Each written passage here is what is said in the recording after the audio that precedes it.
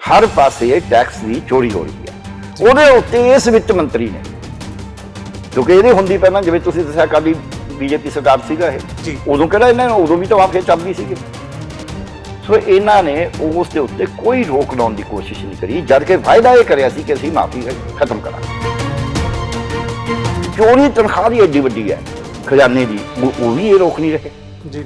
ਉਹਦੇ ਉੱਤੇ ਆਪ ਕਿਉਂ ਨਹੀਂ ਰੋਕ ਰਹੇ? ਇਹਦਾ ਕਾਰਨ ਹੈ ਉਹ ਇਸ ਕਰਕੇ ਨਹੀਂ ਰੋਕ ਰਹੇ ਕਿ ਆਪ 6 ਪੈਨਸ਼ਨਾਂ ਲੈ ਰਹੇ ਨੇ।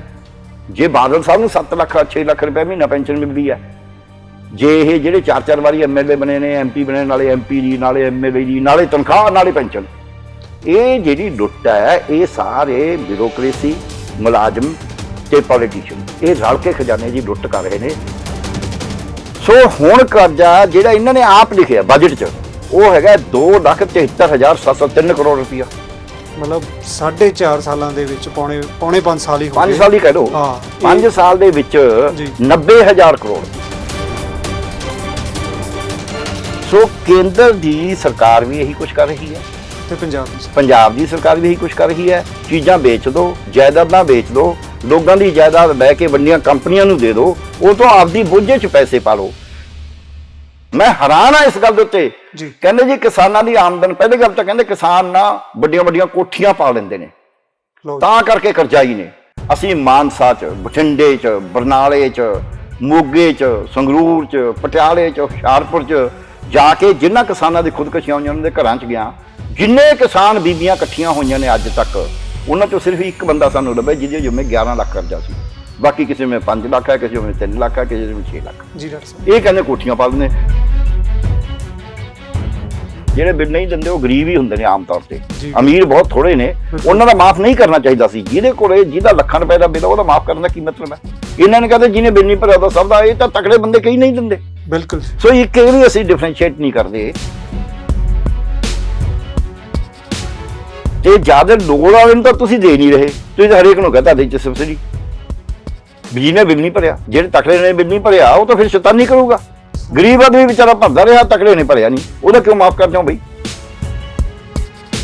ਕਾਂਗਰਸ ਪਾਰਟੀ ਦਾ ਪ੍ਰਧਾਨ ਹੈ ਜਿਹੜਾ ਅੱਜ ਨਵਜੋਤ ਸਿੰਘ ਸਿੱਧੂ, ਇਹ ਕਹਿੰਦਾ ਹੈ ਕਿ ਲੋਕਾਂ ਦੀ ਤਾਕਤ ਲੋਕਾਂ ਕੋਲੇ ਜਾਣੀ ਚਾਹੀਦੀ ਹੈ। ਉਹ ਕਹਿੰਦਾ ਹੈ ਵੀ ਕੈਪਟਨ ਨੂੰ ਕੁਰਸੀਓਂ ਇਸ ਕਰਕੇ ਲਾਇਆ ਗਿਆ ਹੈ, ਜਿਹੜੀ ਉਹ ਉਹਨਾਂ ਦੀ ਸਿਫਤ ਦੇ ਵਿੱਚ ਗੱਲ ਕਰਦਾ ਹੈ, ਪਰ ਭਾਈ ਹਾਈ ਕਮਾਂਡ ਤਾਂ ਕਾਂਗਰਸ ਪਾਰਟੀ ਦੀ ਸੀ ਨਾ। ਬਿਲਕੁਲ।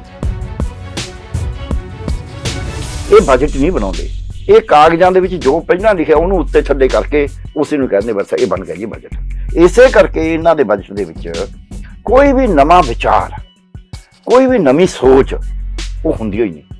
ਉਹੀ ਢਰੇ ਤੇ ਚੱਲਦੇ ਲਕੀਰ ਦੇ ਫਕੀਰ ਬਣੇ ਹੋਏ ਨੇ ਇਹ। 4.5 ਸਾਲ ਇੱਕ ਲਕੀਰ ਖਿੱਚਦੀ ਇਹਨਾਂ ਨੇ ਵੀ ਜੇ ਅਕਾਲੀ ਖਜ਼ਾਨਾ ਖਾਲੀ ਕਰ ਗਏ। ਇਹਦੇ ਕੇਂਦਰ ਦੀ ਸਰਕਾਰ ਨੇ ਕਹਿਤਾ ਕਿ ਜੀ ਪੈਟਰੋਲ ਡੀਜ਼ਲ ਤਾਂ ਮਹਿੰਗੇ ਹੋ ਰਹੇ ਨੇ ਕਿ ਉਹ ਪੁਰਾਣੀ ਸਰਕਾਰ ਨੇ ਉਹ ਖਰੀਦੇ ਸੀ, ਬੌਂਡ ਖਰੀਦੇ ਸੀ ਜੀ। ਜਾਂ ਹੁਣ ਕਹਤਾ ਕਰੋਨਾ 'ਚ ਰਿਲੀਫ ਦੇਣਾ ਸੀ ਤਾਂ ਅਸੀਂ ਕਰੋਨਾ ਦੇ ਤੇ ਖਰਚਾ ਹੋ ਗਿਆ ਤਾਂ ਅਸੀਂ ਦੇਖ ਕਰਨਾ ਸੀ ਕਰੋਨਾ ਦੇ ਟੀਕਾ ਕਰਨ ਵਾਸਤੇ ਇਹ ਪੈਟਰੋਲ ਡੀਜ਼ਲ ਹੋਰ ਮਹਿੰਗਾ ਕਰੇ, ਕਿਉਂਕਿ 2020 'ਚ ਹੀ ਵੈਟ ਵਧਾਇਆ ਇਹਨਾਂ ਨੇ ਉਹਦਾ ਟੈਕਸ। ਸੋ ਇਹ ਜਿਹੜੀਆਂ ਗੱਲਾਂ ਹੁੰਦੀਆਂ ਨੇ ਇਹ ਲੋਕਾਂ ਨੂੰ ਗੁੰਮਰਾਹ ਕਰਨ ਵਾਸਤੇ। ਸਾਡੇ ਲੋਕਾਂ ਨੂੰ ਇਹ ਸਵਾਲ ਕਰਨੇ ਪੈਣਗੇ ਕਿ ਤੁਸੀਂ ਦੱਸੋ ਬਜਟ ਦਾ ਕਿਵੇਂ ਪ੍ਰਬੰਧ ਕਰੋਗੇ, ਪੈਸੇ ਦੀ ਚੋਰੀ ਰੋਕੋਗੇ ਕਿਵੇਂ? ਬਿਲਕੁਲ। ਤੁਸੀਂ ਮਾਫੀਆ ਰਾਜ ਕਿਵੇਂ ਰੋਕੋਗੇ? ਤੁਸੀਂ ਕੇਂਦਰ ਜਿਹੜਾ ਤੁਹਾਡਾ ਹਿੱਸਾ ਨਹੀਂ ਦੇ ਰਿਹਾ ਉਹਦੇ ਨਾਲ ਅੱਖ ਚੱਕ ਪਾ ਕੇ ਕਿ ਆਹ ਸੂਲ ਜਿਹੜੇ ਰੂਲ ਨੇ, ਜਿਹੜੇ ਸਾਡੇ ਆ ਚਾਹੇ BSF ਲਾਤੀ, ਚਾਹੇ ਸਾਡਾ ਪੰਜਾਬੀ ਦਾ ਮਸਲਾ ਹੈ, ਚਾਹੇ ਸਾਡੇ ਟੈਕਸਾਂ ਦਾ ਹਿੱਸਾ ਲੈਣ ਦਾ ਮਸਲਾ ਹੈ, ਚਾਹੇ ਜਿਹੜੇ ਵੀ ਸਾਡੇ ਮਸਲੇ ਨੇ ਕੇਂਦਰ ਨਾਲ, ਚਾਹੇ ਤੁਸੀਂ ਇੱਥੇ UAPA ਲਾ ਦਿੰਦੇ ਹੋ ਆ ਕੇ, ਇਹਨੂੰ ਬੰਦ ਕਰੋਗੇ ਤੁਸੀਂ, ਸੰਵਿਧਾਨ ਦੇ ਵਿੱਚ ਸਾਡੇ ਜਿਹੜੇ ਹੱਕ ਨੇ ਉਹ ਅਸੀਂ ਲੈ ਕੇ ਰਹਾਂਗੇ।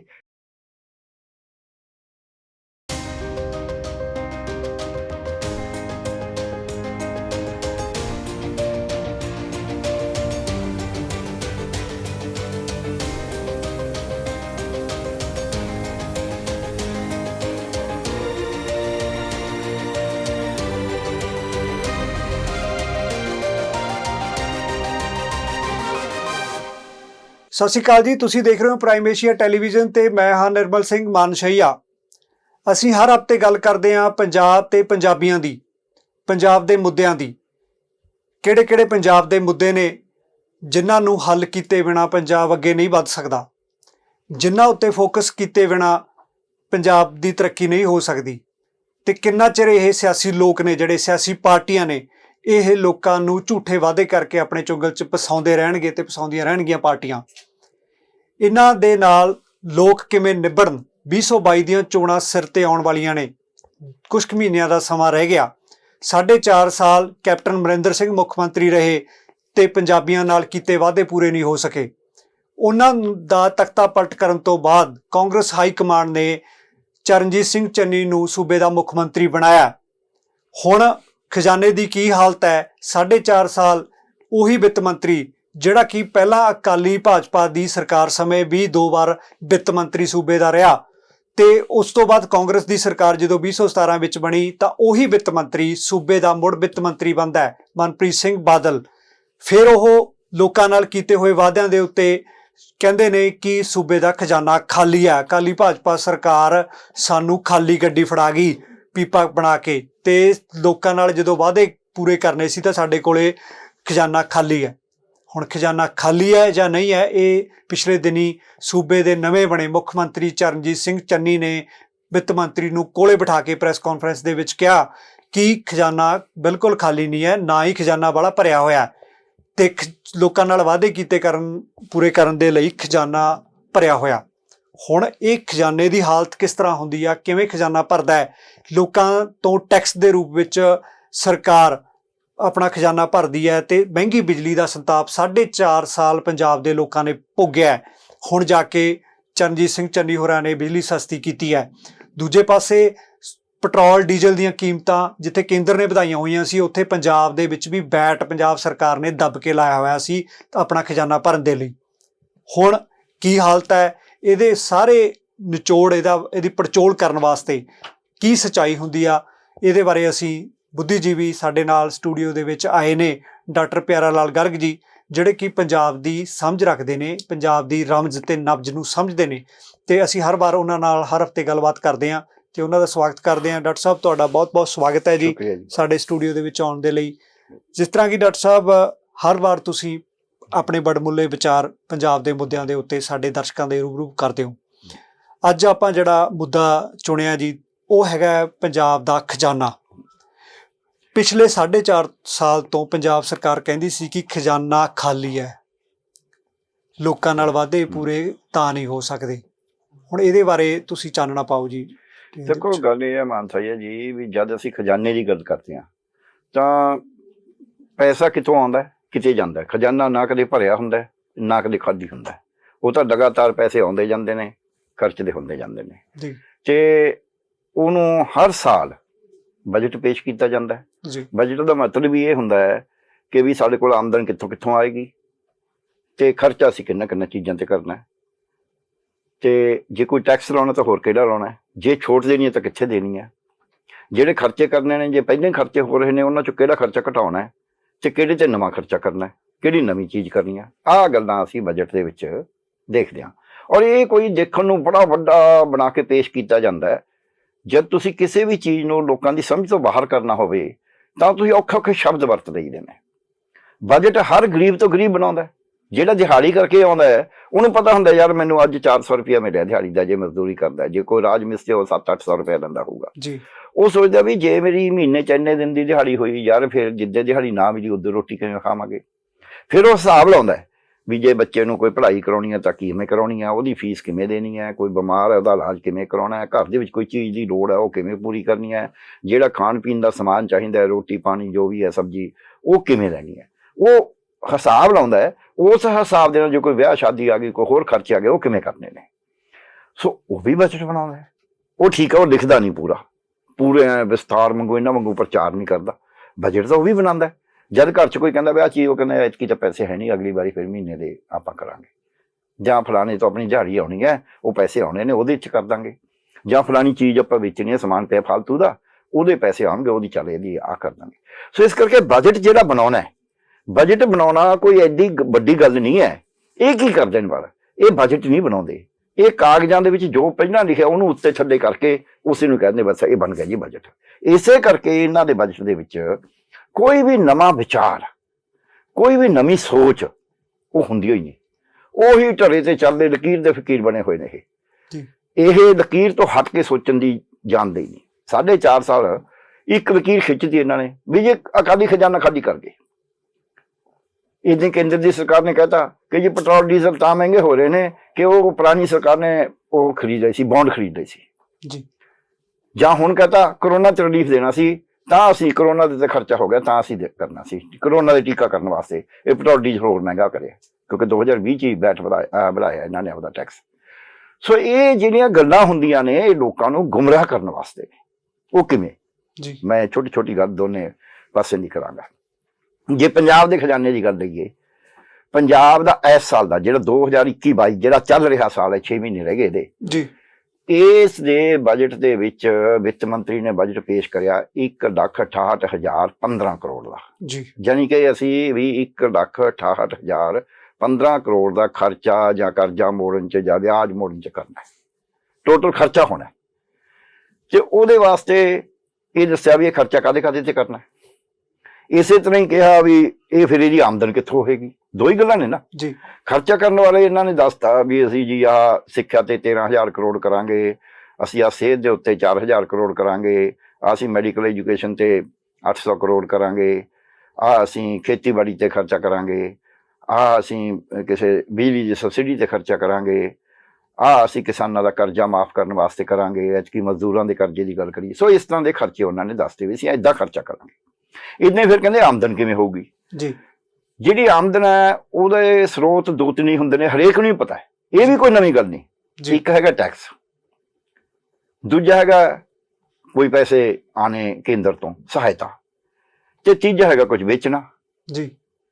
ਸੋ ਜੇ ਇਹ ਤਿੰਨੇ, ਚੌਥਾ ਹੈਗਾ ਕਰਜ਼ਾ ਲੈਣਾ। ਆਹੀ 4 ਤਰੀਕੇ ਨੇ। ਚਾਹੇ ਕੋਈ ਸਧਾਰਨ ਘਰ ਦੇ ਵਿੱਚ ਬਜਟ ਬਣਾਉਂਦਾ ਉਹਦਾ ਇਹੀ ਹੁੰਦਾ ਵੀ ਭਾਈ ਮੈਨੂੰ ਦਿਹਾੜੀ ਕਿੰਨੀ ਕੁ ਮਿਲੂਗੀ, ਜਾਂ ਮੇਰੇ ਪੁਰਾਣੇ ਪੈਸੇ ਕਿਸੇ ਕੰਨੀ ਪਏ ਨੇ ਉਹ ਕਿੱਥੋਂ ਮਿਲ ਜਾਣਗੇ ਕਿੰਨੇ, ਤੇ ਜਾਂ ਫਿਰ ਮੇਰੀ ਕੋਈ ਸਮਾਨ ਪਿਆ ਉਹ ਵੇਚ ਕੇ ਕਿੰਨੇ ਹੋ ਜਾਣਗੇ, ਜਾਂ ਫਿਰ ਕਰਜ਼ਾ ਲਵਾਂਗਾ। ਇਹੀ 4 ਤਰੀਕੇ ਸਰਕਾਰ ਕਰਦੇ ਨੇ, ਕੋਈ ਵੱਡਾ ਗੱਲ ਨਹੀਂ। ਇਹ ਕੋਈ ਰਾਕਟ ਸਾਇੰਸ ਨਹੀਂ ਹੈਗੀ ਵੀ ਲੋਕਾਂ ਨੂੰ ਸਮਝ ਨਾ ਆਵੇ, ਪਰ ਇਹ ਸ਼ਬਦ ਇਦਾਂ ਦੇ ਪਾ ਕੇ ਘੁੰਮਣ ਘੇਰੀ ਪਾ ਕੇ ਤੱਕ ਲੋਕਾਂ ਨੂੰ ਗੱਲ ਨਾ ਸਮਝ ਆਵੇ ਜੀ। ਹੁਣ ਇਹਨਾਂ ਨੇ ਐਤਕੀ ਕਿਹਾ ਕਿ ਅਸੀਂ ਇਹ 1,68,015 ਕਰੋੜ ਰੁਪਇਆ ਇਕੱਠਾ ਕਿਵੇਂ ਕਰਨਾ ਹੈ ਜੀ। ਉਹਦੇ ਵਿੱਚ ਇਹਨਾਂ ਨੇ ਕਿਹਾ ਕਿ ਅਸੀਂ 95,257 ਕਰੋੜ ਤਾਂ ਰੈਵਨਿਊ ਮਾਲੀਆ ਕਹਿੰਦੇ ਨੇ ਉਹਨੂੰ, ਉਹ ਇਕੱਠਾ ਕਰਾਂਗੇ। ਉਹ ਜਿਹੜਾ 95,257 ਕਰੋੜ ਹੈ ਉਹਦੇ ਚ ਇਹਨਾਂ ਨੇ ਕਿਹਾ 49,460 ਕਰੋੜ ਨਾ 440 ਕਰੋੜ। ਪਿਛਲੀ ਵਾਰੀ 49,465 ਕਰੋੜ ਸੀਗਾ ਇਹਨਾਂ ਦਾ ਅੰਦਾਜ਼ਾ, ਐਤਕੀ 49,440 ਕਰੋੜ ਤਾਂ ਸਾਡੇ ਕੋਲ ਟੈਕਸ ਆਉਣਗੇ ਜੀ।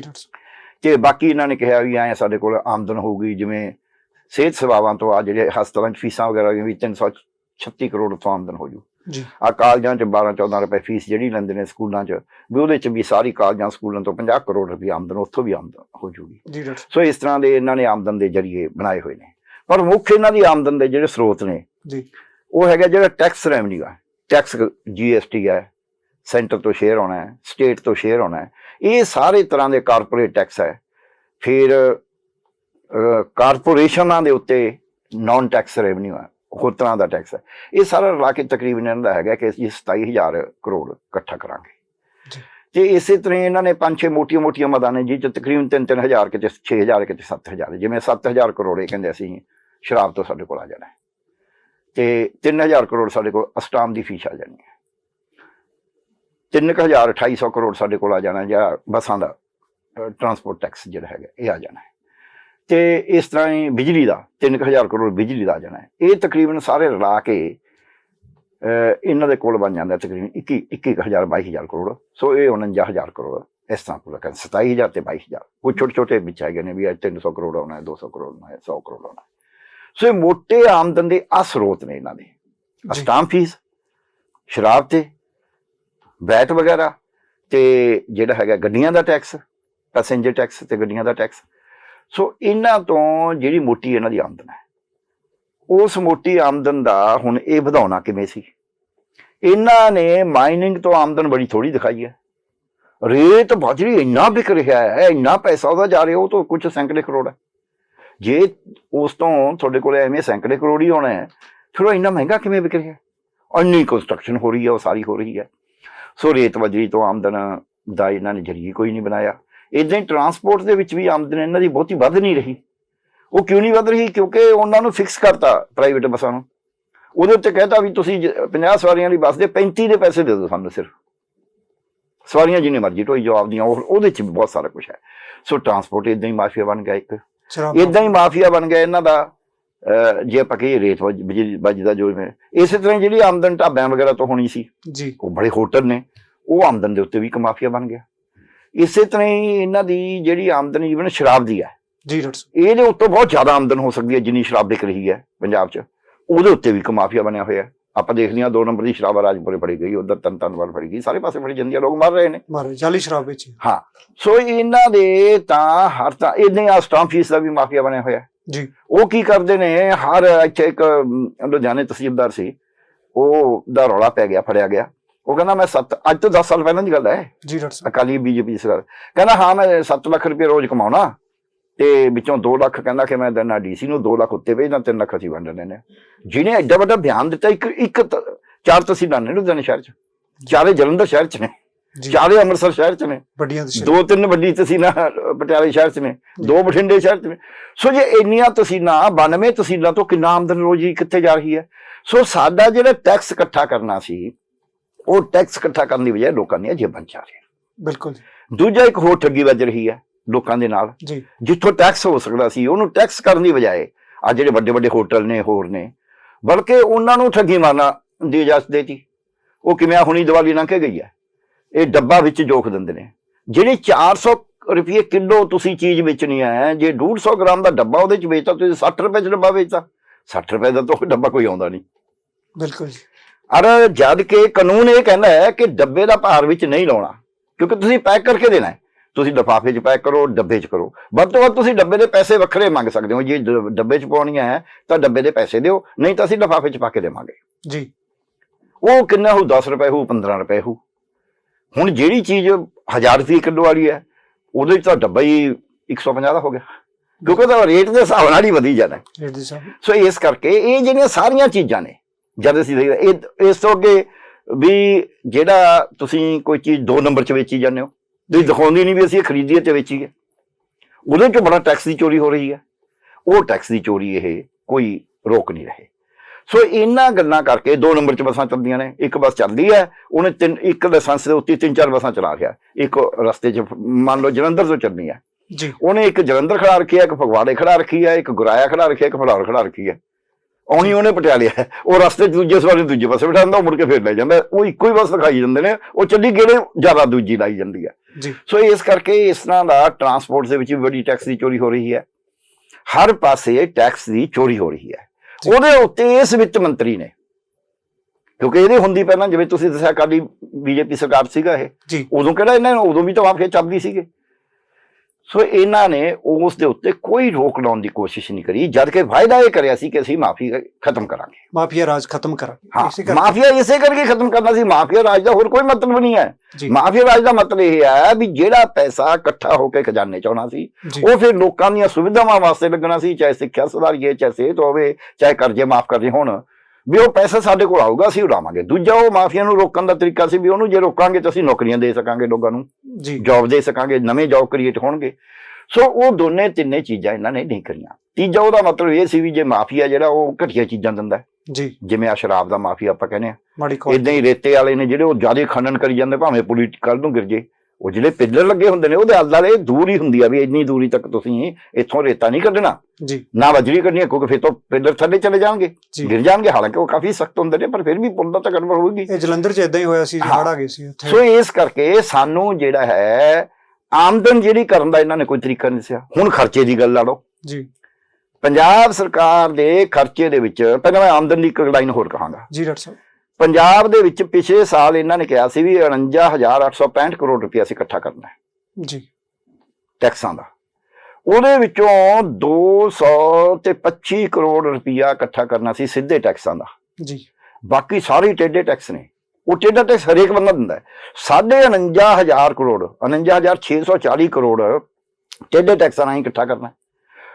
ਹਰੇਕ ਵਿਅਕਤੀ ਦੇ ਉੱਤੇ, ਪ੍ਰਤੀ ਵਿਅਕਤੀ ਜਿਹੜਾ ਟੇਢਾ ਟੈਕਸ ਹੈ ਉਹ ਤਾਂ ਹੈਗਾ 16,350 ਰੁਪਇਆ ਜੀ ਡਾਕਟਰ ਸਾਹਿਬ। ਤੇ ਜਿਹੜਾ ਸਿੱਧਾ ਟੈਕਸ ਉਹ 75 ਰੁਪਏ ਪਰ ਹੈਡ ਹੈ। ਹੁਣ ਦੱਸੋ ਟੈਕਸ ਕੌਣ ਦੇ ਰਿਹਾ? ਇੱਕ ਗਰੀਬ ਆਦਮੀ ਜਿਹੜਾ ਇੱਕ ਗੁਬਾਰਾ ਖਰੀਦ ਰਿਹਾ, ਜੀ ਡਾਕਟਰ ਸਾਹਿਬ, ਜਿਹੜਾ ਇੱਕ ਮੋਬਾਈਲ ਦਾ ਪੈਕ ਖਰੀਦ ਰਿਹਾ ਛੋਟਾ ਜਿਹਾ 200 ਰੁਪਏ ਦਾ 150 ਰੁਪਏ ਦਾ, ਆਪਾਂ ਨੂੰ ਪਤਾ ਹੀ ਜਿਹੜੇ ਪ੍ਰੀਪੇਡ ਵਾਲੇ ਨੇ, ਜੀ ਬਿਲਕੁਲ, ਜਿਹੜਾ ਇੱਕ ਬੰਦਾ ਜਾ ਕੇ ਉੱਥੇ ਆਟੇ ਦੀ ਇੱਕ ਥੈਲੀ ਖਰੀਦ ਰਿਹਾ 1 ਰੁਪਏ ਕਿਲੋ ਦੀ, ਜੀ ਡਾਕਟਰ ਜਿਹੜਾ ਪਾਈਆ ਦਾਲ ਖਰੀਦ ਰਿਹਾ, ਉਹ ਸਾਰਾ ਟੈਕਸ ਦੇ ਰਿਹਾ।